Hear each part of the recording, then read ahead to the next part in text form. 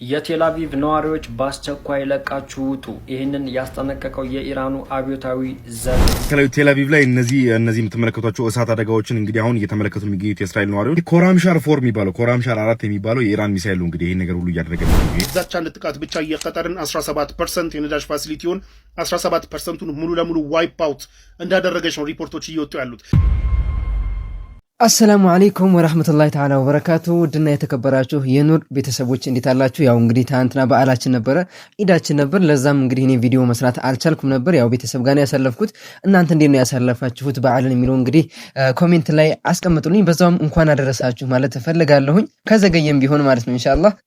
በኢድ ካስደሰቱኝ ጉዳዮች መካከል ይህ ምስል ነው። ባይዚ ተመለከታችሁት? በጣም የሚገርም ምስል ነው። ባይዘይ በጣም ደስተኛ ነኝ። እንግዲህ ኮማንደር ጦሃ ለብዙ አመታት እንግዲህ የአዲስ አበባን ኢድ ሶላት ሲያሰግዱ የነበሩ አባታችን ናቸው። አላኩል ያህል አሁን ደግሞ በምንወዳቸው የመጅሊሳችን ፕሬዝዳንት ሀጂ ኢብራሂም ቱፋ እንግዲህ መተካታቸው በጣም ያስደሰተኝ ምስል አንዱ ነው። እንግዲህ ከኢድ ካየኋቸው ምስሎች መካከል ሌላ ደግሞ ያጀማ በጣም የሚያስገርም ቪዲዮ ተመልከቱ። ሱብሃንአላህ በጣም ነው የሚያስገርመው። አዲስ አበባና ሌሎችም ከተሞችን እንግዲህ ሁሉንም ማቅረብ ስላልቻልኩ ነው በጣም የተለያዩ ቦታዎች ላይ ያየሁ ነበረ። የሙስሊም ማህበረሰብ በጣም በነቂስ ወጥቶ ነው ኢዳል ፊጥርን እንግዲህ ያከበረው። በጣም ነው የሚያስደስተው። ሁላችሁም እንኳን አደረሳችሁ ማለት ፈልጋለሁኝ። ሁላችሁም የተሰማችሁን ስሜት ኮሜንት ላይ አስቀምጡልኝ። በኢራንና በአሜሪካ ጦርነት ዙሪያ እንግዲህ የተሰሙ አዳዲስ መረጃዎች አሉ፣ እነሱን ማድረሳችሁ ይሆናል። የቴላቪቭ ነዋሪዎች በአስቸኳይ ለቃችሁ ውጡ። ይህንን ያስጠነቀቀው የኢራኑ አብዮታዊ ዘብ ነው። በቴላቪቭ ራማት አካባቢ የምትገኙ እስራኤላውያን ዜጎች አካባቢውን በአስቸኳይ ለቃችሁ ውጡ። ምክንያቱ ደግሞ ኢራን አካባቢው ላይ ትልቅ ጥቃት ልሰነዝር ስላሰበች ነው። የምትሰነዝርበት ምክንያት ደግሞ በአካባቢው ላይ ግዙፍ የእስራኤል የቴክኖሎጂ ኩባንያዎች፣ ዓለም አቀፍ የንግድ ተቋማት እና ዓለም አቀፍ ግዙፍ የእስራኤል የዳይመንድ ማዕከል በዚህ ስፍራ ይገኛል። ይህ ስፍራ ቀደም ሲል በነበረው የ12 ቀኑ ጦርነት የእስራኤልና የኢራን ጦርነት ጊዜ ትልቅ ውድመት ደርሶበት ትልቅ ኪሳራ አስተናግዳ ነበረ እስራኤል። ኢራን ይህንን ጥቃት ተሰነዝራለሁ በማለቷ ምክንያት በቀጠናው ላይ አዲስ ሌላ ስጋት ፈጥሯል። በተጨማሪ ደግሞ ኢራን ጥቃት የምትሰነዝርበትን ቦታ ቀድማ ማስጠንቀቅ ወይም መናገሯ ምን ያክል በራስ መተማመኗ ከፍ እንዳለ የሚያሳይ ነው ሲሉ በርካቶች እየገለጹት ይገኛሉ። እንግዲህ ይህን ቪዲዮ በሌሊት ነው የሰራሁላችሁ። እናንተ ጋር ስንት ሰዓት እንደሚደርስ አላቅም። እንግዲህ ሰዓቱን የደረሰበትን እንደተለመደ ኮሜንት ላይ አስቀምጡ። በደንብ ሼር፣ ኮፒ ሊንክ፣ ሪፖስት እያደርጋችሁ አዳርሱት። አዲስ ነገር ካለ እመለሳለሁ። ምሽቱን እንግዲህ የቴላቪቭ እና እዛ አካባቢ ያሉ ከተሞች በኢራን ሚሳኤሎች እንግዲህ ሲነዱ ነው ያመሹት። የኢራንን ሚሳኤሎች የሚቃወም ምንም አይነት መሳሪያ መስራትም ማግኘትም አልቻሉም። ያው ኢድ ቢሆንም ይሄን መስማት ስላለባችሁ ነው። ኢራን የእስራኤልን የነዳጅ ፋሲሊቲ የሆነውን የሃይፋ ነዳጅ ፋሲሊቲ ነዳጅ ማጣሪያ ፋሲሊቲ መምታቷ እየተነገረ ነው ያለው። በዚህ ልክ መጥቷለች። በዚህ ከባድ ጉዳት እንደደረሰ ተነግሯል። በእስራኤል በኩል ጉዳቱ እንደደረሰ ታምኖ ግን ጉዳቱ ሚኒማል የተባለ ቢሆንም ከባድ ጉዳት እንደደረሰ ግን እየተነገረ ነው ያለው። እንደምታውቁት አሜሪካና እስራኤል የኢራን የነዳጅ ፋሲሊቲዎች ካጠቁ በኋላ ኢራን ባጸፋው ሚድል ኢስት ላይ የሚገኙ የቀጠር የሳውዲና የኢማራትን ነዳጅ ፋሲሊቲዎች ስታጠቃ ነበረ። እንዲሁም ደግሞ ዛሬ ደግሞ ሃይፋንም መታለች። ሃይፋ ላይ ያለውን የእስራኤል ነዳጅ ፋሲሊቲዎችንም መታለች።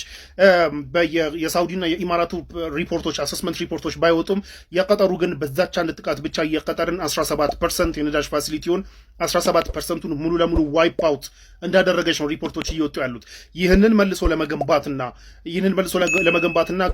ወደ ነበረበት ለመመለስ 26 ቢሊዮን ዶላር እና 5 ዓመት እንደሚያስፈልግ የቀጠር ኢነርጂ ሚኒስተር አሳውቋል።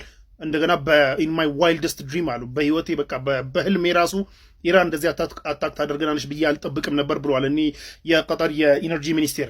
በሌላ በኩል የሳውዲና የኢማራቱ አሰስመንቱ ገና አልወጣም። ነገር ግን ሪያድ ውስጥ እነዚህ የሙስሊም ሀገራቶች ተሰብስበው እንደነበረ ነግሬያቸዋለሁ እና ተሰብስበው አንድ የአቋም መግለጫ አውጥተው ነበር። በዚህም አቋም መግለጫቸው ኢራን ኢሚዲየትሊ እነዚህን ሚድልስ ሀገራቶችን ማጥቃቷን እንድታቆም ማስጠንቀቂያ ሰጥቶ የነበረ ቢሆንም ግን ማስጠንቀቂያው ከተሰጠ ከሰዓታት በኋላ ኢቨን አስ ዊ ስፒክ ይሄ ቪዲዮ ከመሰራቱ ከደቂቃዎች በፊት ጨምሮ ወደ እነዚህ ሚድልስ ሀገራቶች ኢራን ስቲል ሚሳኤሎቿንና ድሮኖቿን እየላከች ያለችው። ሶ ማስጠንቀቂያውን ወደዛ ዞር በሉ ብላ አሁንም ጥቃቷን ቀጥላለች። ናው የኢራኑ ፎሬን ሚኒስቴር አባስ እንግዲህ ምን ብሎ ትዊት አድርጓል? የመለስ ነው አጸፋ የኛ ነዳጅ ፋሲሊቲ በመመታቱ የመለስ ነው አጸፋ ፍራክሽን ኦፍ አወር ፓወርን ተጠቅመን ነው ካለን ፓወር በጣም ጥቂቱን ተጠቅመን ነው። ምክንያቱም ለሪስትሬንት ላይክ ሪስትሬንት ምንድነው ዲስካሌት ማድረግ እንዲረጋጋ ነገራቶች እንዲረጋጉ ጥሪ መደረጉን ተከትሎ ያንን አክብረን ነው። ነገር ግን አሁንም ፋሲሊቲዎቻችንን እናጠቃለን የምትሉ ከሆነ ፓወራችንን ታዩታላችሁ እንመልሳለን ብለው ዝተዋል። አባስ እንደዚህ ሲዝቱ የኢራን ሪቮሉሽነሪ ጋርድ ደግሞ እንደዚህ አይነት ጥቃቶችን ሲያደርስ ጋሽ ትራምፕ ደግሞ ግራ የገባቸውና ያላሰቡትን ጦርነት ዝም ብለው ቆስቁሶ የጀመሩት ጋሽ ትራምፕ ቢንያሚን ኔታንያሁን አሳምኘዋለሁ ከዚህ በኋላ የኢራን ነዳጅ ፋሲሊቲዎች አይመቱም ብለው ፕሮሚስ ገብተዋል። ከኔታንያሁ ጋር ተግባብተናል አሳምኘዋለሁ ብሏል። ያው መጨረሻ ላይ መልሳችሁ ቀጠርን ብትመቱ እኛ እንመታለን የሚል ዛቻ ቢጨምሩበትም ግን ከዚህ በኋላ አንመታችሁም የኢራን ነዳጅ ፋሲሊቲዎች አንመታም ብለው ፕሮሚስ ገብተዋል ትራምፕ። የትራምፕ ፕሮሚስ ይከበራል አይከበርም አይገስ ዊል ሲ። በሌላ በኩል ሁለት ትዊቶች እዚህ ጋር ላስቀምጥላችሁ። እዚህ ጋር የምታዩት ትዊት ማለት ነው የኢራን የፓርላማ አፈጉባኤ የሆኑ ሰውዬ ናቸው ትዊት ያደረጉት። ምን ይላል መሰላችሁ? እስካሁን ድረስ አሜሪካና እስራኤል ጦርነቱ ከተጀመረ በኋላ አንዴ የኢራን ባሊስቲክ ሚሳይል ፕሮግራም 100% አወደምን ሲሉ፣ አንዴ 70% አወደምን ሲሉ፣ አንዴ ምን አወደምን ሲሉ ያ ተደማምሮ አሁን 320% ደርሷል። በቅርቡ ደግሞ 500% አወደምን እንደሚሉ አንጠራጠርም። እኛ ግን ሚሳይሎቻችንን መተኮሳችንን ቀጥለናል ብለው ትዊት አድርገዋል። በሌላ በኩል ይሄኛው ትዊት ደግሞ የአሜሪካው የካሊፎርኒያ ገቨርነር የሆኑ ሰውዬ ትዊት ያደረጉት ነው። እዚህ ላይ ምን ይላል መሰላችሁ? የአሜሪካ የነዳጅ ፕራይስ ሰማይ ተተኩሷል። የአሜሪካ ወታደሮች ሞተዋል፣ የተወሰኑት ተጎድተዋል። የምን ጊዜ ወዳጆቻችንና ረጅም ጊዜ ወዳጆቻችን የነበሩት አገራቶች የዩሮፕና የኔቶ አገራቶች አይናቸውን ላፈር ብለው ዞር በሉ ብለው ትተውናል። በዚህ መሃል ግን የአሜሪካው ፕሬዝዳንት ምን እያደረጉ እንደሆነ ራሱ አያውቁም ብሏል። ለማንኛውም በዚህ መሃል ደግሞ ተነክታ አታውቅም ተመታ አታውቅም በጣም ከባድ ነች ስትባል የነበረችው የአሜሪካ F-35 የጦር ጀት በሰስፔክትድ የኢራን ጥቃት ተመታ ኢመርጀንሲ ላንድ እንዳደረገች እየተነገረ ነው። መታ ያው አልተከሰከሰችም። መታ ግን ቤዟ ላይ ኢመርጀንሲ ላንድ አድርጋለች። ሚሽኗን ሳታሳካ ተመልሳ ኢመርጀንሲ ላንድ አድርጋለች። ፓይለቱም ስቴብል ኮንዲሽን ላይ ነው ያለው የተባለው ነገር ግን በጣም ክሎዝ ኢት ኬም ክሎዝ ለመከስከስና ተመታ ለመውደቅ ኢት ኬም ክሎዝ ነው እየተባለ ያለው። በጣም ለጥቂት የተረፈች ነው እየተባለ ያለው። ለማንኛውም እንኳን ለኢድ አደረሳችሁ። ሱብሃንአላህ ያ ጀማዓት ኑር ሰምታችኋላ። ባይዙ በአንድ ቀን ድብደባ አይደለም የኳታር 17 በመቶ የነዳጅ ማከማቻ የነዳጅ ኢንፍራስትራክቸሯ የተመታበት በአንድ ሚሳኤል ነው። ያ ጀማዓ በአንድ ሚሳኤል የኳታር የጋዝ ኢንፍራስትራክቸሯ እንግዲህ 17 በመቶ እንደወደመ መረጃዎች እየወጡ ነው የሚገኙት። ያ ጀማዓ እንዴት ነው ታዲያ ኢራን ጋር እነዚህ ገልፍ ሀገራቶች ሊገጥሙ የሚችሉት? እንዴት ነው አሜሪካና እስራኤልስ እንዴት ነው ኢራንን መቋቋም? እስራኤል አሁንም በኢራን በሚተኮሱ ሚሳኤሎች መደብደቧ ነው ደግሞ በኢራን ሚሳኤሎች መመታቷን አላቆመችም። አሁንም ከጥቂት ሰዓታት በፊት በተኮሱ ሚሳኤሎች ማለት ነው በነበሩት የክላስተር ሚኒሽኖች ደግሞ አየር ላይ የሚበተኑት እነዚህ ተበታኝ እንትሎች ሚሳኤሎች ጥቃትና ጉዳት ደርሶባታል። ኢንሻአል ቴልአቪቭ ወር ደግሞ በማዕከላዊ ቴልአቪቭ ላይ እነዚህ የምትመለከቷቸው እሳት አደጋዎችን እንግዲህ አሁን እየተመለከቱ የሚገኙት የእስራኤል ነዋሪዎች ኮራምሻር 4 የሚባለው ኮራምሻር 4 የሚባለው የኢራን ሚሳኤል ነው እንግዲህ ይሄን ነገር ሁሉ እያደረገ ይሄ ሚሳኤል እንግዲህ ከዚህ ቀደም በደንብ ብዙ ጊዜ ነግራችኋለሁ።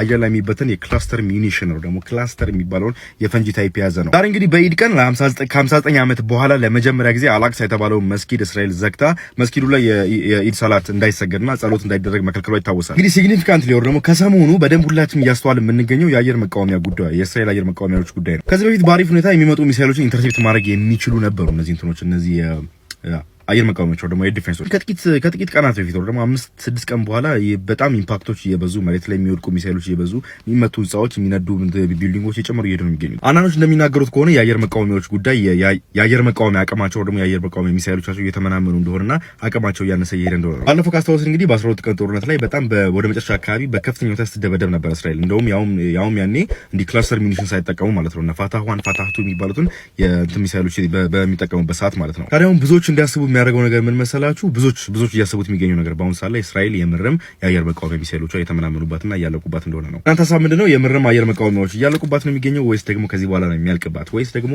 ጭራሽ ማላለቅባት? ምንድነው የእናንተ ሀሳብ? ኮሜንት ላይ አሳውቁኝ። መልካም ቀን፣ መልካም በዓል። እሺ ጋይስ ሜጀር አፕዴቶች እንደምታውቁት ትናንትናና ዛሬ ማለት ነው ሚድል ኢስት በቃ የተቃጠለች ነው። ይሄን ደግሞ ማን የጀመረው? እስራኤል ማለት ነው። ኢራንን ላርጀስት ጋዝ ፊልድ ትመታለች ማለት ነው እና ከዛ እንደ ሪታሊዬሽን ደግሞ ኢራን የቃታርን የዓለማችን ነው አክቹሊ የዓለማችንን ትልቁን ናቹራል ጋዝ የሚያመርተውን ፊልድ ትመታለች ማለት ነው እና ኢሚዲየትሊ ማለት ነው ትራምፕ ደንግጦ ወጥቶ እስራኤል ላይክ አውት ኦፍ አንገር ነው ይሄ ነገር ያደረገችው። ተናዳ ነው ይሄ ነገር እያደረገች ያለችው እና ዩናይትድ ስቴትስ ምንም ነገር ስለዚህ ነገር አያውቅም። እኛ ኢንቮልቭድ አይደለንም። ኦልዞ ያውቅ ነበር ላይክ ኢን አድቫንስ ተነግሮት ነበር እንደሚፈጠር ማለት ነው። ግን እሱ ፓርቲሲፔት አላደረገም። ያው እስራኤል ብቻ ነው ያደረገችው እና ከዛ ወጣና ኢራን ከዚህ በኋላ ግን ቃታርን ከመታሽ አሁንም የባሰ መታሽ አለው ያው ከመምታት ውጪ ምንም አያመጣምና መታሽ አለው ነው እያላት ነበርና ኦቨርዌልምድ ነው በቃ ላይክ የጋዝ ፕራይስ $112 ገብቷል። ኢራን እስካሁን ድረስ ማለት ነው ላይክ የሆነ ነገር ሲመታባት ማለት ነው እንደ ሪታሊዬሽን ማንን ነው የምትመታው? የዩኤስ ቤዞችን ወይም ደግሞ ገልፍ ስቴቶችን ነበር የምትመታው። ምክንያቱም ብቻዬን አልወድቅም አብራችሁኝ ነው የምትወድቁት ነገር ነውና ፕላስ ማለት ነው ዩኤስን ፕሬሸር ለማድረግ ይመቻል። ላይክ ገልፍ ሞናርኪዎቹ ሲመቱ ማለት ነው ዩኤስ እኛ እኮ እናንተን ላይክ ቤዛችሁን እኛ ጋር ያስቀምጥ ነው እኮ ፕሮቴክት ታደርጉናላችሁ ብለን ነው ምናምን ብለው ፍረስትሬሽን እንዲፈጥር ነው እንደዛ የሚያደርጉት ማለት ነው። ቀጥታ እስራኤልን አታክ ያደርጓት ነበር እስከዛሬ ድረስ ማለት ነውና ምክንያቱም ላይክ አታክ ሲያደርጉ ኦይል ሪፋይነሪ ነው አታክ የሚያደርጉት። እስራኤል ደግሞ አንድ ምናምን ያላት እስከዛሬ ድረስ ማለት ነውና ዛሬ ማለት ነው እስራኤል ውስጥ ያለውን በዋኔን ኦንሊ የሃይፋ ውስጥ ያለ ኦይል ሪፋይነሪ ያለና እሱን መተውታል ማለት ነው። አሁን የተፈጠረ ያለው ማለት ነው ሪጂናል ዋር እየሆነ ነው። በቃ በአጠቃላይ ሁሉም ኢንቮልቭድ እንዲሆኑ እያደረገች ነው። ላይክ ገልፍ ሞናርኪዎችን በመምታት ምናምን ነገር ላይክ እኔ አፋም ጎይንግ ዳውን ዩር ጎይንግ ዳውን አብራችሁኝ ነው ምን ሰምጠው ቃተር ራሱ ማለት ነው በኢራን ስራ ተናዳ ላይክ ውጡልኝ ላይክ ኤምባሲ ውስጥ ያሉት ሰዎች እንዳለ በ24 ሰዓት ውስጥ ውጡልኝ ሁላ እያለች ነው። እና በቃ ሪጂናል ዋር መሆን ጀምሯል። እነዚህ ላይ ያሉት ዛሬ ሰባቸው ኮንቴክስት ያስቀምጡልኝ። ነብዩ ሰለላሁ ዐለይሂ ወሰለም በአንድ ፈጅር ሰላት ላይ የተናገሯት ነገር በቂ ትመስለኛለች። ዛሬ ከመካከላችሁ ማን ነው ጾመኛ ብለው ሲጠይቁ የዑመር መልስ ነው። ደግሞ እንግዲህ ሁለተኛው ሰው ዑመር ናቸው። ያ ረሱላህ ያው ከቤት ወጣን አሁን ፈጅር መጣን ያው አልለየትን ምናምን አቡበከር እኔ ምሽቱን ለየት ያድርያለሁ ጾመኛ ነኝ አሉ። አላሁ አክበር። ሁለተኛ እዛው ላይ ነው አይደለም ከመካከላችሁ ማን ሰደቃ ተሰጣ ብለው ጠየቁ። ያ ረሱላህ ከቤት ወደ መስጊድ ነው እኮ የመጣ ነው በዚህ ሰዓት ምን ሰደቃ እንስታለን? አይ ከቤት ስወጣ አንድ ምስኪን አግኝቼ ነበር ለዛ ምስኪን አብዱራህማን ኢብኑ አቡበከር ከነበረችው ቂጣ ላይ ከፍዬ ለዛ ምስኪን ሰጥቻለሁ። አሁን ሶስተኛ ተጠየቁ። ነብዩ ሰለላሁ ዐለይሂ ወሰለም መንዛር አልመሪድ ነው በሽተኛን የጠየቀ ማን ነው ብለው ሲጠይቋቸው ከቤት ስወጣ ወንድሜ አብዱራህማን ኢብኑ አቡበከር አብዱራህማን ኢብኑ አውፍ ታሞ እንደነበር ሰምቼ እሱን ዘይሬ ነው የመጣሁት። ኤቭሪቲንግ በእያንዳንዱ ሞመንት ውስጥ አቡበከር አሉና ለዛ ነው ረሱል ሰለላሁ ዐለይሂ ወሰለም ሁሉም መዋቅፍ ውስጥ አንተ በጀግንነቱም በመሪነቱም በመስጠቱም መቅደም በሚቻልበት ቦታዎች ሁሉ ማንንም ሊቀድም የማይችለው የተገነባ ማንነት ውስጥ ሁሉንም ሰው መቅደም የሚችል በሁሉ ነገሩ እኔ ዑመር አቡበከርን የገለጹበት ወስፍ ይሄ ለይተ ኡሚ ዑመር አንተ ሊደ ዑመራ የዑመር እናት ዑመር አድርጋ ከምትፈጥር ምን አለ አቡበከር ደረት ላይ የበቀለች አንድ ጸጉሩን የተፈጠረ በነበር የሚሉት መውቅፍ ይሄ የአቡበከርን ግዝፈት ዝም ብሎ ይሄ ዑመርን ያክል ሰው በቃ ቁርአን ወህይ ኢላሂ ወረደለት በብዙ መልኩ እሱ የጀግንነት ማሳያ እስላም የመሪነት መገለጫ የሆኑ ሰዎች አቡበከር ውስጥ እኮ የሆነ ነገር ከስራቸው መውሰድ አይደለም ደረቱ ላይ የበቀለች አንዲት ጸጉር ሆኖ መመኘት በዚያ ልክ ይሄ ማለት ሁሉንም ኢክቲማል ያደረገ ሰው በቃ ከነብይነት ያነሰው ቀጣዩ መርሐላ ለዚህ ነው አይደለም ምን ነብይና ወስዲቂና ወሹሃዳ ነው ደረጃውም ከዛ ቀጥሎ ያለው አቡበከር ደረጃ ይሄ ደረጃ እኔም ሆንኩ ሌላውም ወንድምና እህት ማንኛውም አማኝ የሆነ ሰው እያንዳንዱ ህይወቱ ሐቅን ሲፈልግ እውነትን ሲፈልግ መውቂፍን ሲፈልግ መስጠትን ሲፈልግ ጂሃድን ሲፈልግ መብራትን ሲፈልግ በእያንዳንዱ ማንነቱ ውስጥ ከነብዩ ሰለላሁ ዐለይሂ ወሰለም ቀጥሎ አቡበከር ስዲቅ እስልምና ጋር ይቆራኙበታል። ያ መለየት የማይችል በፍጹም መለየት የማይችል የተላሰቀ የተያያዘ ነውና እኔም ሆንኩ አንተም ሁላችንም ልንሳበት የምንችለው በዛ ነው። እንዳልኩ እኔ እንግዲህ መግለጽ የምችለው ነገር አይደለም አቅሙም ዕውቀቱም አንደበቱም ሊያንስ ይችላል። ግን በቃ ህይወት ውስጥ እስላምን ስታስብ አቡበከር እስልምናን ከነብዩ ቀጥሎ ማሰብ የሚችለው ነገር ይጠፋብሃልና ያ ሁሉ ነገር ይወስዱታል ብዬ አስባለሁ። በጣም ከምትሳብባቸው እኔ ስለ አቡበከር በዚህ መልኩ አሁን ለማውራት የሚያስቸግርህ የሚያ ነው ማለት የሚያንስ ነገር በትንሽ የሚገለጽ ነገር ስለሌላቸው በጣም ብዙ ስለሆነ